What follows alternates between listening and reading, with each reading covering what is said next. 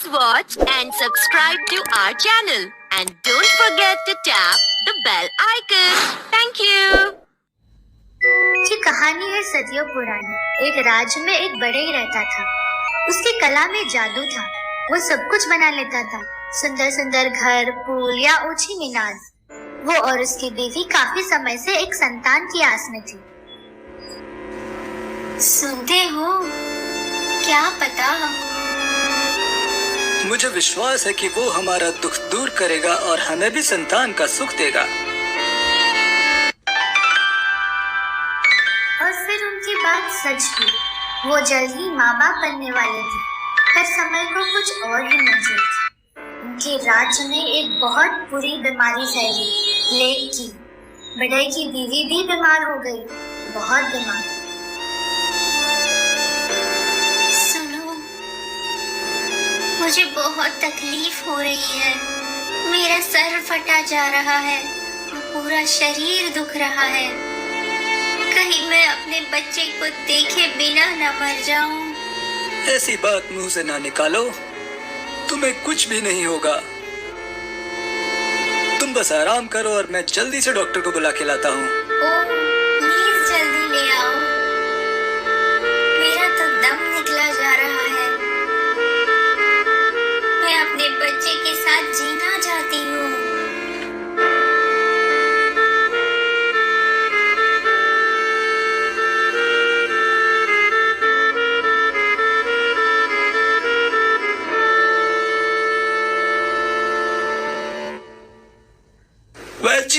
वैद जी, जल्दी चलो। माफ करना, बहुत बुरा प्लेग फैला है। सब लोग मर रहे हैं। कोई इलाज नहीं है इसका। तुम चलो, मैं जल्दी ही अपने मरीज निपटा के आता हूँ तुम्हारे घर पे।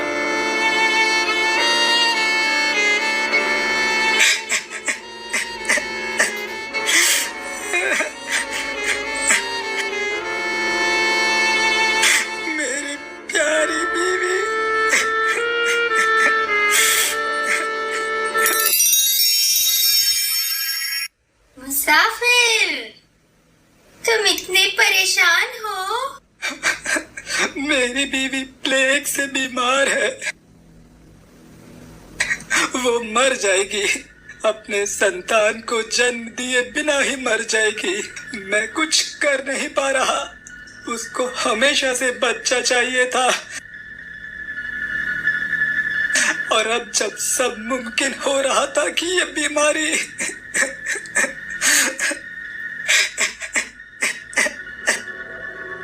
क्या कहा? बीमारी? संतान? आहा, तुमको बेटी ही होगी। मुझे हमेशा ही बेटी की ख्वाहिश थी। तो करते हैं हम सौदा ये। तोड़ोगे तुम ना कभी जिसे, दूंगी मैं एक औषधि जादुई। पीते ही जिसे ठीक हो जाएगी तुम्हारी बीवी। लेकिन बदले में देनी होगी अपनी बेटी, जैसे ही वो जन्म लेगी।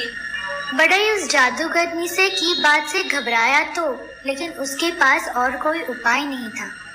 उसने जादूगरनी की बात मान ली और उससे औषधि लेके घर गया। जान, उठो और ये औषधि पी लो जल्दी से। इसमें जादू है। इसको पीते ही तुम्हारी तबीयत एकदम ठीक हो जाएगी। ओह, तुम आ गए। मुझसे सहन नहीं हो रही। बहुत तकलीफ हो। बस कोई जादू ही हो जाए। फिर जैसे ही उसकी बीवी ने वो औषधि पी, सबकी आंखों के सामने ही उसकी तबीयत ठीक होने लगी। वो खुशी से बोली, मेरे प्यारे पति, मैं फिर से अच्छा फील कर रही हूँ। पूरी तरह ठीक हो गई हूँ। अब मैं जीऊंगी, अपनी संतान के लिए जीऊंगी। आखिरकार वो जादूगरनी की बात सच हुई। उसने एक बेटी को जन्म दिया, नन्ही सी बेटी जो इतनी सुंदर थी उसके बाल सुनहरे थे, मानो सोने के ही बने हो। फिर बढ़ई ने भी उसको उस जादूगरनी से बचाने के लिए एक तरकीब निकाली थी। उसको पता था कि वो उसे लेने जरूर आएगी, इसीलिए उससे बचने के लिए उसने एक बहुत बहुत ऊंची मीनार बनाई थी जिसमें सिर्फ एक ही खिड़की थी और एक छुपा हुआ द्वार जो सीढ़ियों से ऊपर जाता था। मीनार जंगल के बीचों बीच थी और सिर्फ उसको और उसकी बीवी को उसके बारे में पता था।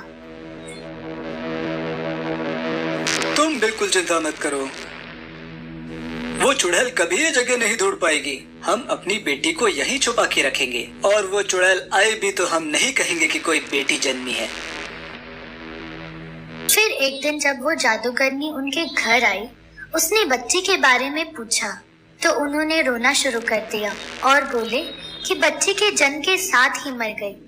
पर ये सुन के जादूगरनी को बहुत गुस्सा आया।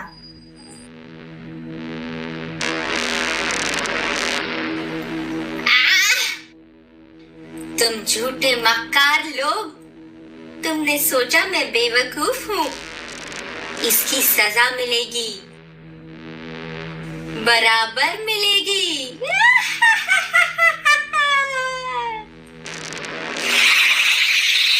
और ऐसा कह के वो जादूगरनी ने अपने जादू से वो पति पत्नी को पत्थर का बना दिया। वो दोनों बुत बन गए हमेशा के लिए।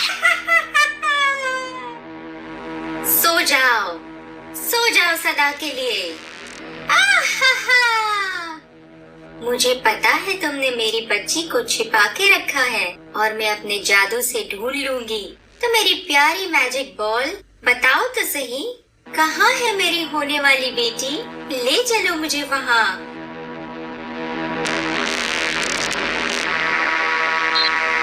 और मीनार पे पहुंचने के बाद जादूगरनी ने वो द्वार तोड़ दिया और ऊपर चढ़ने लगी।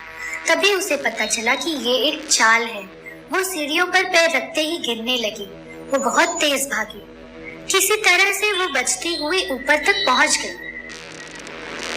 वो बदमाश, वो मुझे अपनी मक्कारी से मारना चाहता था, पर मैं तो फिर भी जिंदा हूँ।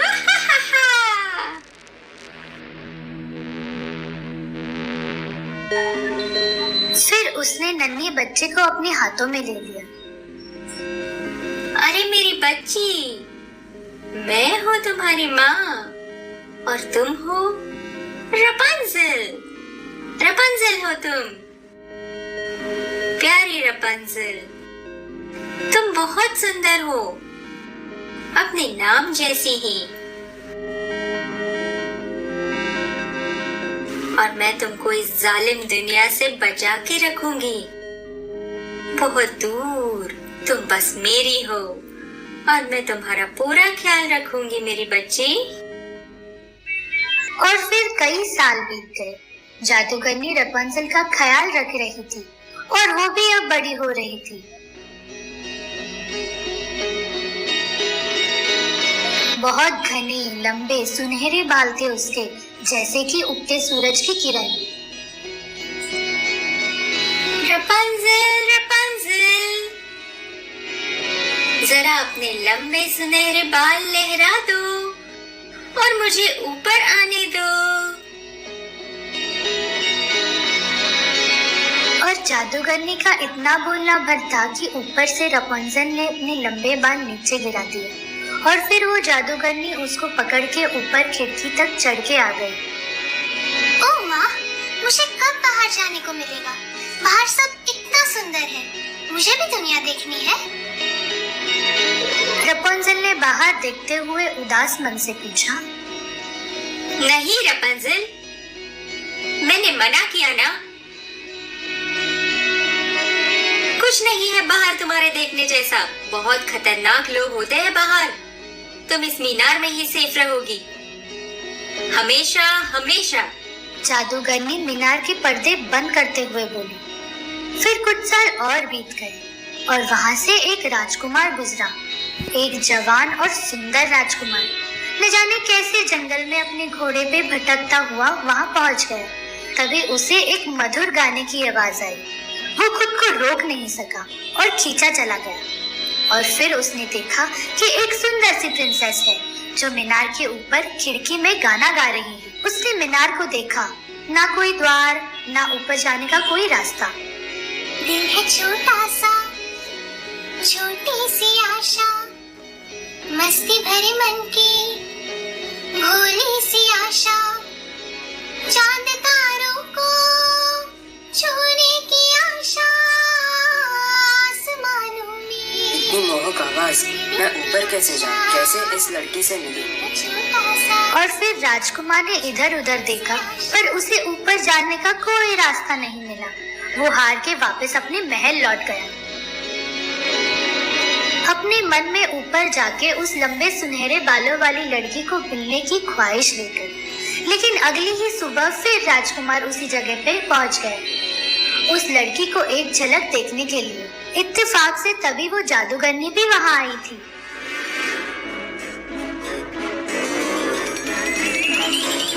रपुंज़ेल, रपुंज़ेल, जरा अपने लंबे सुनहरे बाल लहरा दो और मुझे ऊपर आने दो। और रपुंज़ेल के बाल गिरते ही वो जादूगरनी उनको पकड़ के ऊपर चढ़ गई।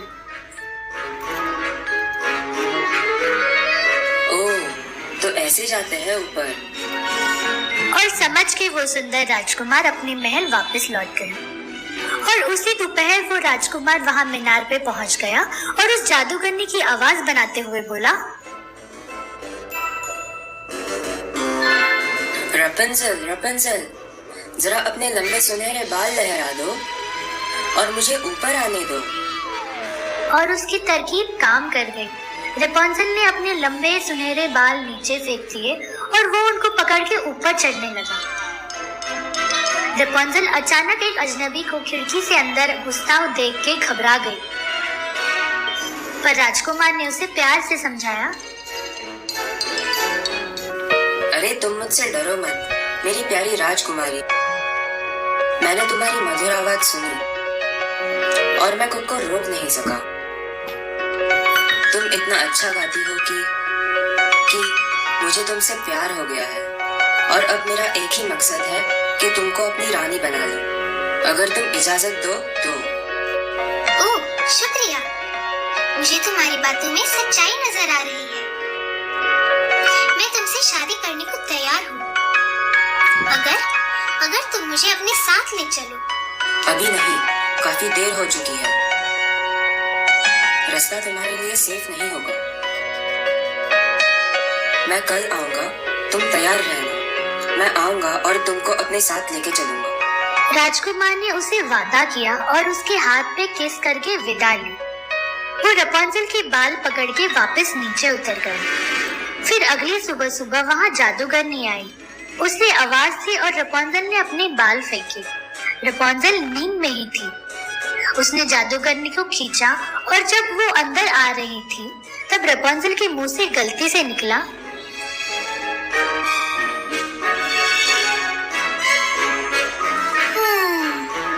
माँ, तुम उस खूबसूरत राजकुमार से भारी कैसे हो?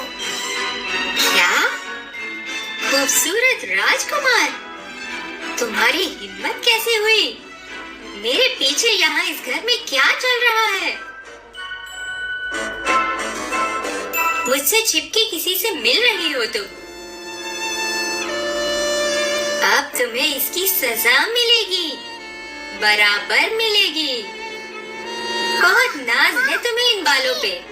नहीं मैं माँ, इनको नहीं। काट देती हूँ और तुमको तपते रेगिस्तान में भेज देती हूँ।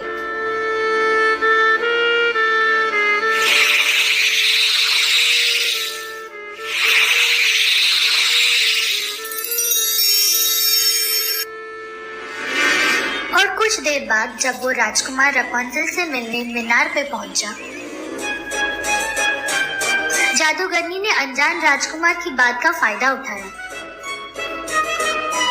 रपुंज़ेल, रपुंज़ेल, जरा अपने लंबे सुनहरे बाल लहरा दो और मुझे ऊपर आने दो। और ऐसा बोल के जब राजकुमार ऊपर चढ़ा तो उसने देखा कि वहाँ सुंदर रपुंज़ेल नहीं है बल्कि जादूगरनी है। रपंसल अब यहाँ नहीं रहती, तो तुम ही हो वो कपटी राजकुमार जिसने मेरी बच्ची को अपनी बातों में फंसाया है, और तुम्हें इसकी सजा मिलेगी, बराबर मिलेगी। ये बोल के वो बुरी जादूगरनी ने राजकुमार को डरा के मीनार से नीचे गिरा दिया।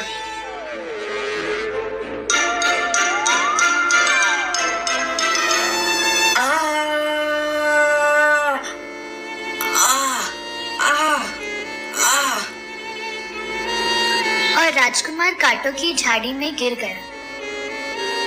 उसकी आंखों में भी कांटे चुभ गए और अंधा हो गया। वो कुछ देख नहीं सकता और कई दिन तक इधर उधर भटकता रहा। फिर एक दिन वो चलते चलते उसी रेगिस्तान में पहुंचा जहां रपुंज़ल को भेजा था। राजकुमार कमजोर हो चुका था, जीने की आस छोड़ चुका था, पर तभी उसके कानों में किसी के गाने की आवाज आई। दिल है छोटा सा, छोटी सी आशा, मस्ती भरे मन की भोली सी आशा, चांद तारों को छूने की आशा, आसमानों में उड़ने की ओह मेरे प्यारे राजकुमार, वो जादूगरनी ने तुम्हारे साथ भी बुरा किया। कोई बात नहीं मेरी प्यारी रपुंज़ल, तुम्हारी आवाज मुझे फिर तुम तक खींच लाई और अब हम फिर से मिल गए हैं।